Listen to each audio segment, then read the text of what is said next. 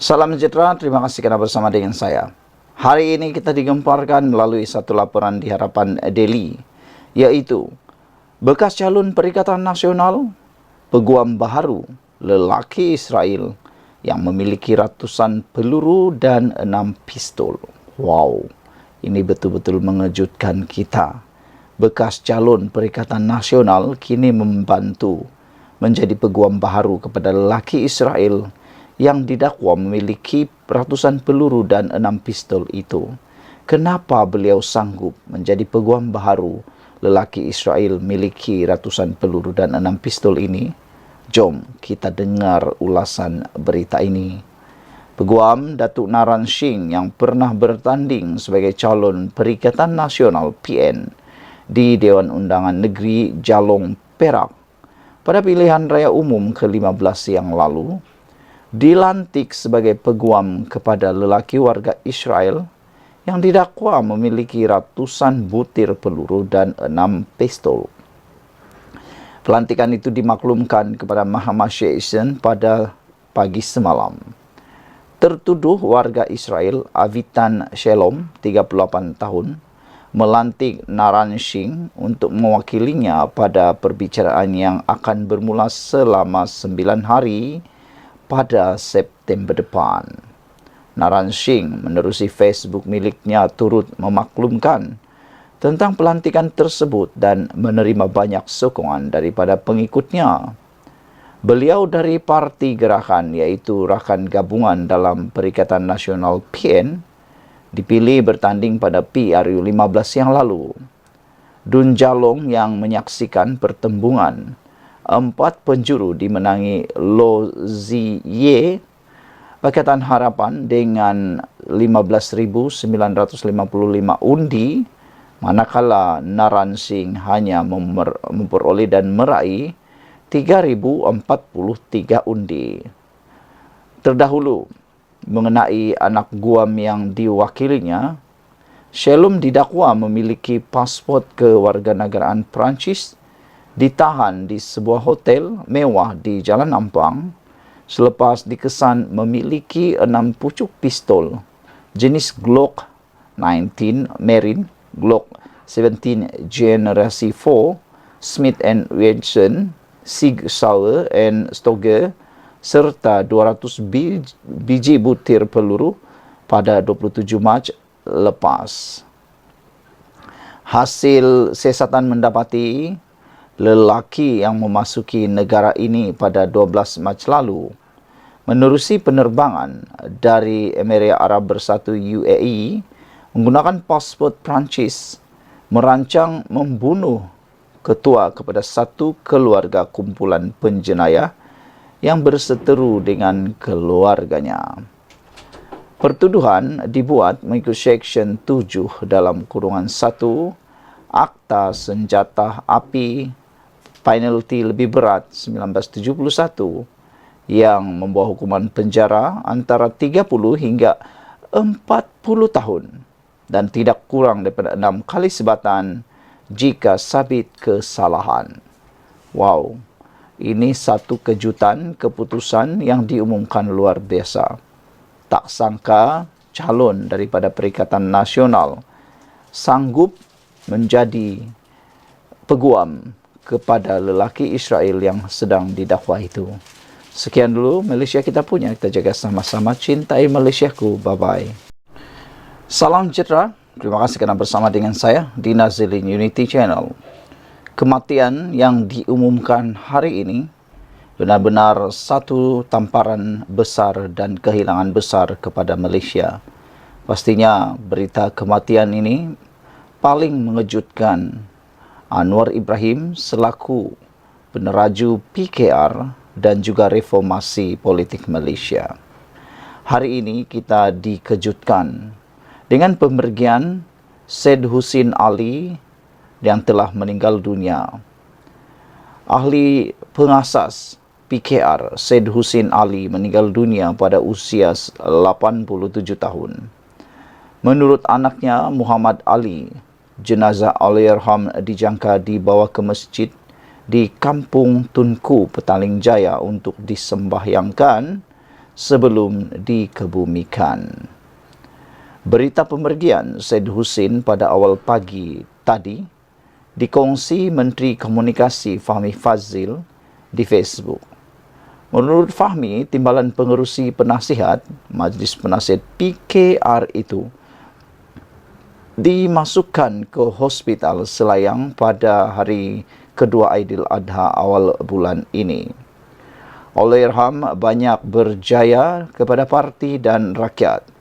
Dia berjasa dalam memberikan sumbangan pada parti dan rakyat dan telah menerbitkan banyak buku termasuk Dua Wajah, Tahanan Tanpa Bicara, yang mengisahkan pengalaman beliau ditahan di bawah ISA serta sejarah dan dasar perjuangan keadilan, dan banyak terlibat dalam pelbagai pilihan raya selain lama berjuang dalam politik tanah air.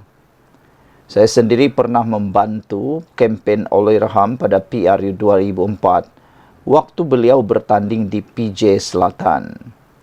Dr. Syed seorang yang pandangannya cukup dihormati dalam parti dan sering menjadi rujukan para pimpinan atau pemimpin.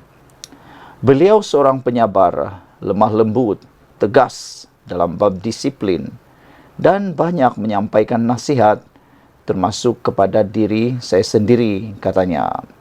Semoga Allah mengampuni segala dosa Allahyarham dan menempatkan rohnya di kalangan orang-orang beriman, katanya. Awal minggu ini, Syed Husin dilaporkan berada dalam keadaan kritikal di Hospital Selayang. Syed Husin pernah menjadi timbalan Presiden PKR berikutan penggabungan Parti Rakyat Malaysia dan Parti Keadilan Nasional pada 2003.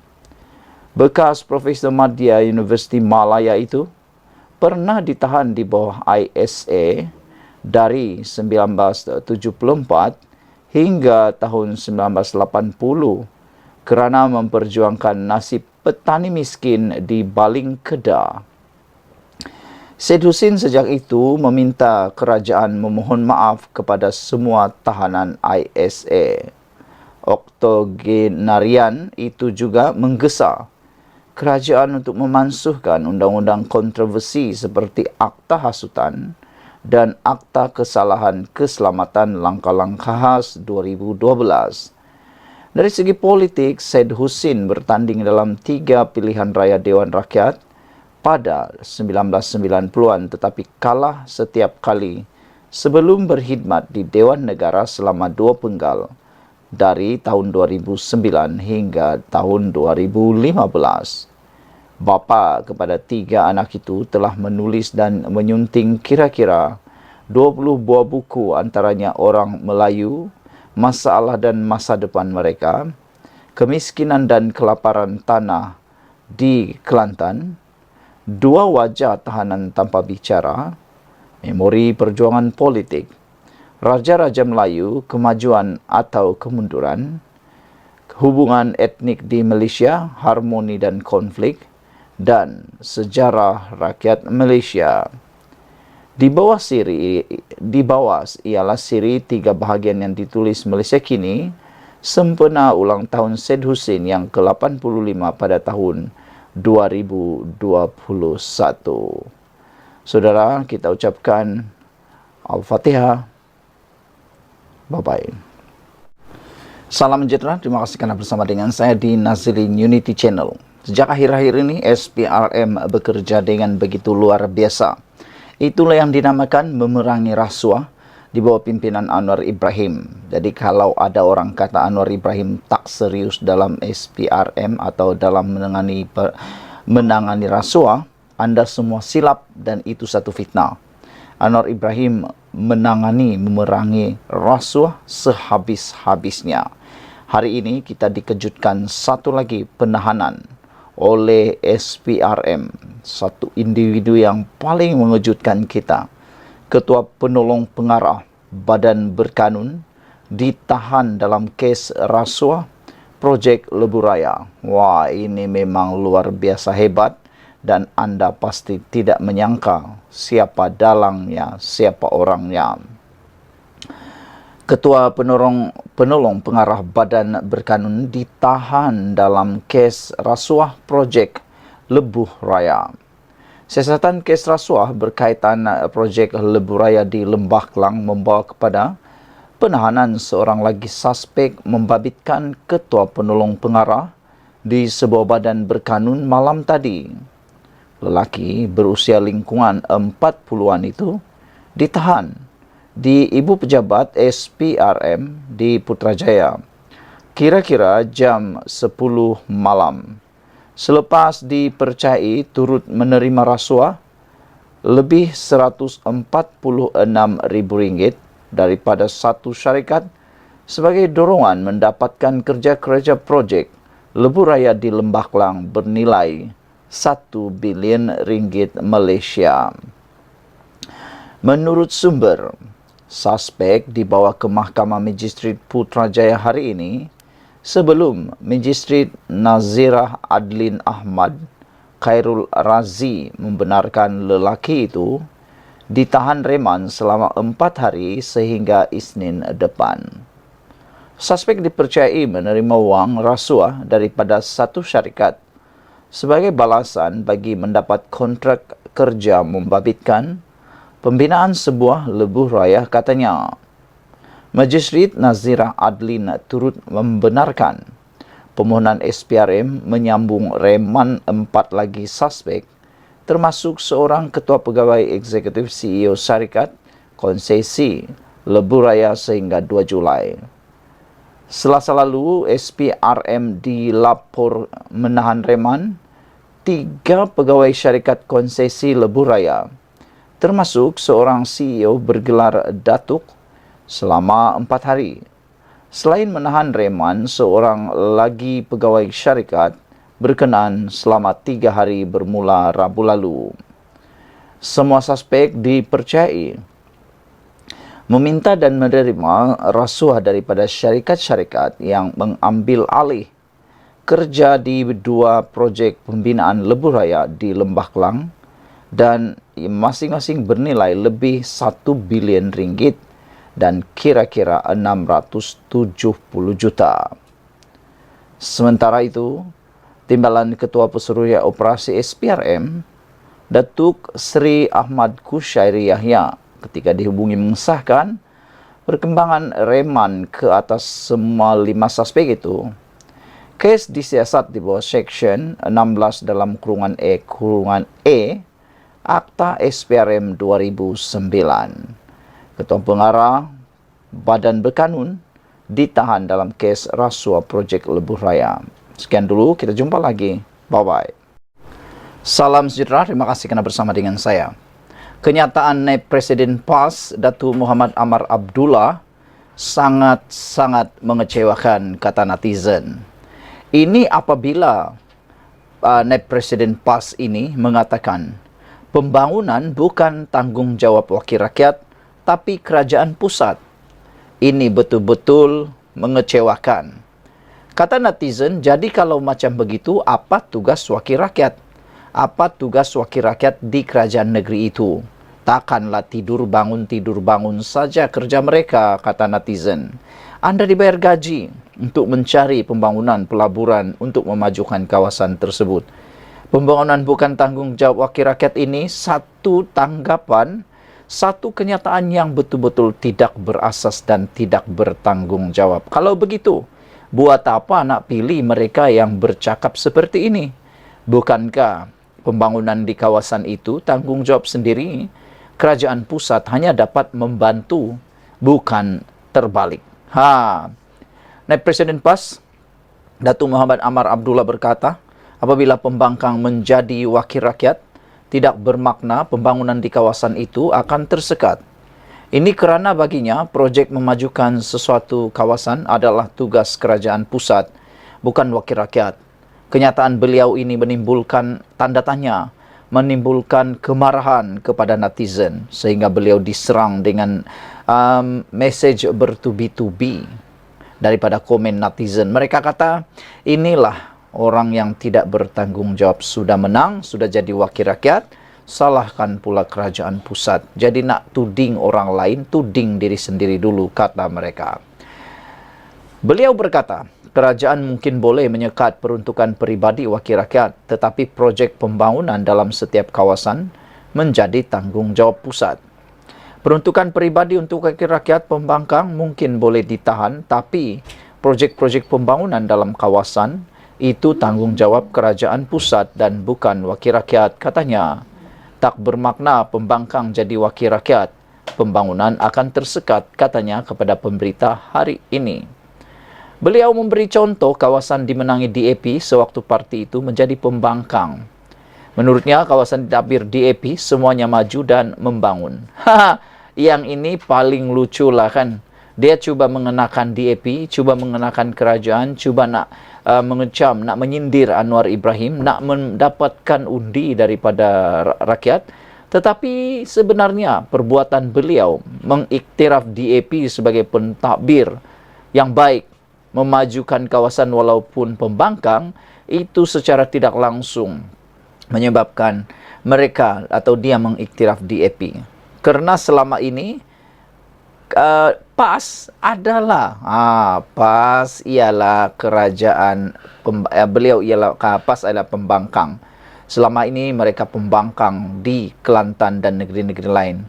Tapi nampaknya pembangunan sangat perlahan di negeri itu. Jadi maknanya DAP itu lebih baik mentadbir daripada PAS. Dapatlah ketahuan di sana. Inilah, berucap pun tak fikir-fikir dulu sehingga memakan diri sendiri. Kata beliau, dulu DAP menang di Ceras, Seputih, Bukit Bintang. Malah semua kawasan itu maju dan membangun walau dikuasai DAP sejak dulu dan sebelum ini adalah pembangkang. Itulah maknanya. Walaupun kamu pembangkang, kalau kamu adalah pemerintah yang berkualiti, kamu ialah pentadbir wakil rakyat yang berkualiti, kawasan itu boleh maju. Walaupun kamu ialah kerajaan, kalau anda adalah wakil rakyat yang tidak bertanggung jawab, tiada kualiti, tiadalah apa-apa akan berlaku di kawasan itu. Kata netizen, itulah sebabnya PAS ni tak maju-maju. Pemikiran atau mentaliti mereka, katanya mentaliti masih kelas yang ketiga. Banding dengan pemerintahan daripada DAP, kata mereka, tengoklah, walaupun mereka pembangkang, tapi kawasan Ceras, Seputih, Bukit Bintang boleh maju. Sebab dibawa oleh kepintaran kepimpinan tersebut. Jadi apabila pendapat anda semua, adakah pada pendapat anda juga bahawa kenyataan oleh naib Presiden PAS ini sendiri makan diri, cuba nak kecam orang, sendiri kena. Sekian dulu, kita jumpa lagi. Tinggalkan komen. Bye-bye. Salam sejahtera. Beberapa hari yang lepas, isu tentang gaji dan pencen para ahli parlimen dan ADUN, Ahli Dewan Undangan Negeri, hangat diperkatakan di seluruh Malaysia, terutamanya para penganalisis politik, pengikut-pengikut politik dan juga pemerhati politik. Para penggemar politik sangat mahu tahu berapakah jumlah pencen ahli parlimen dan ahli Dewan Undangan Negeri. Mereka juga sebenarnya nak tahu berapa bilangan pencen yang boleh diperoleh oleh ahli-ahli politik Malaysia ini. Nampaknya selepas didedahkan dalam interaktif Malaysia kini, didapati bahawa jumlah pencen yang boleh diperoleh oleh politician Malaysia ini, termasuklah ahli parlimen dan juga ahli Dewan Undangan Negeri, adalah sangat lumayan. Ada yang boleh dapat sehingga 2 jenis pencen. Ada juga yang dapat 1 jenis pencen. Ada yang dapat pencen sehingga RM40,000 sebulan. Dan ada juga serendah RM9,000 sebulan. Yang agak menjadi buah mulut netizen dan juga rakyat Malaysia ialah betapa singkatnya mereka boleh mendapatkan pencen tersebut. Ini apabila ada beberapa orang ahli parlimen dan ahli Dewan Undangan Negeri yang hanya berkhidmat sebagai adun atau ahli parlimen tidak sampai 5 tahun tetapi layak diberikan pension.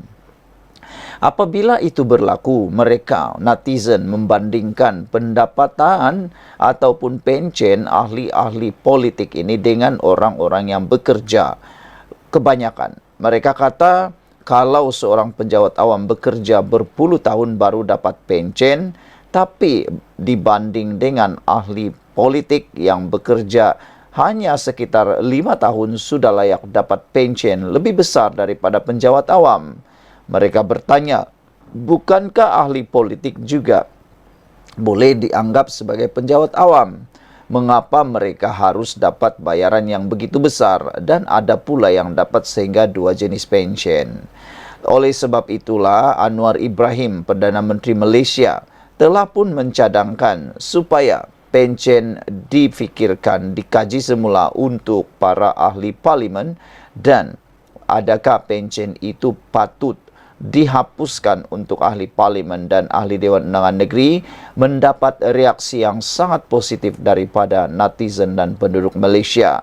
Hampir 96%, 97% menyokong supaya pension dan juga pension ahli-ahli parlimen dan ahli Dewan Undangan Negeri itu pertama dimansuhkan, kedua ada juga mahu supaya kalau diteruskan hanya satu yang layak boleh didapat atau diperoleh, yaitu pension yang tertinggi.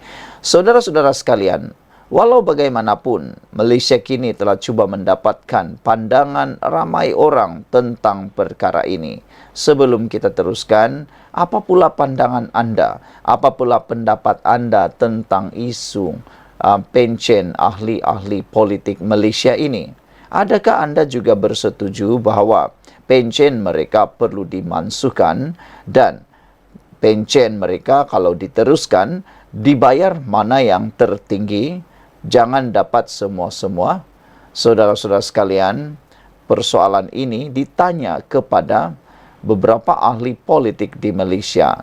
Ini jawapan mereka. Apa kata ahli parlimen tentang sistem pension yang mereka mahu? Isu pension melibatkan wakil rakyat negara ini menyaksikan ahli parlimen daripada kerajaan dan pembangkang mempunyai pendapat yang berbeza. Beberapa ahli parlimen yang ditanya antaranya Bung Mukhtar Radin berpandangan skim pension itu perlu dituruskan. Kata Bung Mukhtar, kerana ahli parlimen dan juga ahli Dewan Undangan Negeri berhak untuk menerimanya. Jadi Bung Mukhtar mahu supaya ia dikekalkan. Kata Bung Mukhtar, alasan beliau, khidmat seorang wakil rakyat sememangnya bukan mudah. Saudara, ada netizen menjawab apa yang dikatakan oleh Bung Mukhtar ini. Kata mereka, memanglah bukan mudah jadi wakil rakyat. Khidmat wakil rakyat ini tidak ada waktu, kata Bung Mukhtar. Siang atau tengah malam bila rakyat memerlukan perkhidmatan, wakil rakyat perlu berkhidmat dan ini berbeza dengan kerja seorang guru, kata Bung Mukhtar. Guru ni dia bekerja kepada bergantung kepada kerja jam. Mula kerja jam 7 pagi mungkin berakhir 5 petang dan selepas itu mereka bebas dengan aktiviti mereka, kata Bung Mukhtar. Yang ini dapat kecaman daripada netizen. Kata mereka, kalaulah dibandingkan dengan seorang guru, kata mereka, guru sudahlah gaji pensionnya lambat mau dapat, selepas pension baru boleh dapat. Satu lagi kata mereka, Bung Mukhtar tersilap tentang jam waktu bekerja guru, kata mereka. Kalau Bung Mukhtar kata jam 7 pagi berakhir 5 petang, sebenarnya kerja seorang guru, kata netizen, tidak akan berakhir 5 petang. Ada pelajar tiba-tiba tanya jam 9 malam. Ada pula mengajar kelas tambahan malam. Ada lagi berkhidmat sebagai warden, kata mereka. Dan guru tidaklah bebas dengan aktiviti mereka selepas 5 petang. Jadi pendapat Bung Mukhtar telah dipersoal oleh beberapa netizen. Bung juga mengatakan itu pilihan status quo untuk menerima beberapa pension. Kata beliau, pilih pension dan ini akan berlaku sekarang kerana ini akan digunakan pakai sejak bertahun-tahun. Pension ini bagi ahli parlimen apabila berlaku apa-apa yang tidak diingini kepada kami sebagai ahli parlimen. ahli keluarga kita boleh warisi hasil pencen kita, kata Bung Mukhtar. Pencen yang diterima ahli parlimen ini tidak banyak, tetapi ia bergantung kepada tempoh perkhidmatan atau 50% daripada allowance yang diterima, kata Bung Mukhtar lagi. Walau bagaimanapun, Bung Mukhtar berkata tidak ada masalah sekiranya kerajaan memutuskan untuk memindah skim pencen perkhidmatan awam pada masa akan datang. Kalau kerajaan dah putuskan apa-apa ketetapan ahli parlimen, tidak boleh buat apa-apa, kita akan akur saja, kata beliau lagi. Sementara itu, ahli parlimen Ampang, Rodzia Ismail juga berkata, isu pencen wakil rakyat ini perlu dilihat daripada beberapa perspektif. Sebenarnya, ada di kalangan kami ini, wakil rakyat ini bekerja profesional, gaji yang jauh lebih besar, katanya. Tapi kita berkorban dan sebagian daripada kita punya khidmat kepada negara. Kita terpaksa tinggalkan jawatan kita ataupun gaji besar yang kita peroleh yang mungkin jauh lebih berbeza dari dulu. Jadi itu satu perspektif, katanya. Pada saya, apa yang sedia ada ini mencukupi, tetapi kemungkinan besar ada juga ahli parlimen yang kadang-kadang dia telah melalui banyak peringkat. Kemungkinan besar dia bermula dengan adun dan kemudian jadi exco kerajaan, selepas itu dia ke parlimen. Maknanya hayat dia berkhidmat kepada parlimen itu panjang. Jadi itu mungkin kita boleh semak. Ada bertindan kerana diberi pencen kepada setiap penjawat awam, kata beliau lagi. Saudara-saudara sekalian, beberapa lagi komen daripada ahli-ahli parlimen juga diperoleh. Ahli parlimen Kubang Krian Tuan Ibrahim Tuan Man secara peribadi lebih selesa untuk hanya menerima satu pencen sahaja, walaupun dia boleh menerima beberapa pencen melalui jawatan yang dipegang di peringkat persekutuan dan negeri. Kata beliau, dia setuju untuk satu pencen sahaja dan kita akui bahawa sesetengah penjawat awam, terutama jawatan politik, dia ada beberapa pencen yang bertindan 2 atau 3 pencen untuk seorang. Jadi saya fikir, saya setuju perkara ini perlu diselaraskan. Katanya, biar wujud satu pencen tertinggi sahaja di antara 3 atau 4 pencen yang diperoleh. Pilih satu yang tertinggi, kata Tuan Ibrahim Tuan Man. Saudara, ada lagi pilih perkara betul bukan yang disukai. Manakala beberapa ahli parlimen muda yang dilantik mewakili parlimen masing-masing sangat bersetuju dengan cadangan pencen digantikan dengan KWSP. Syed Saddiq Syed Abdul Rahman berkata, dalam isu pencen wakil rakyat ini, perkara yang betul adalah lebih penting dari perkara yang tidak suka. Sebagai bekas Menteri Belia dan Sukan dan merupakan ahli parlimen 2 penggal, Syed Saddiq berkata dia hanya layak menerima KWSP.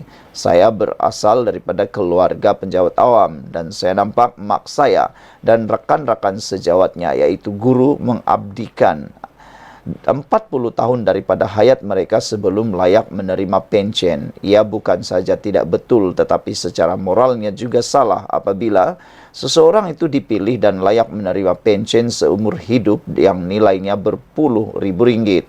Bukan itu sahaja, tetapi pelbagai pencen jawatan tidak termasuk syarikat berkaitan kerajaan JLC dan agensi-agensi lain yang memberikan bayaran, tegasnya lagi. Tetapi guru-guru penjawat awam, polis, pegawai tentera dan yang bekerja berdekad-dekad selama hayat mereka tidak dapat dan perlu menunggu berdekad dan hanya dapat sedak sahaja dari segi jumlahnya, kata Syed Saddiq lagi. Soalnya bukanlah perkara yang saya pilih tetapi perkara yang betul. Saya percaya kita perlu mereformasikan skim pencen dan ahli parlimen serta menteri bertukar kepada caruman KWSP dan saya akan menyokongnya sepenuh hati, kata Syed Saddiq Syed Abdul Rahman. Sekian untuk kali ini. Jangan lupa tinggalkan komen anda, tekan butang subscribe. Bye-bye.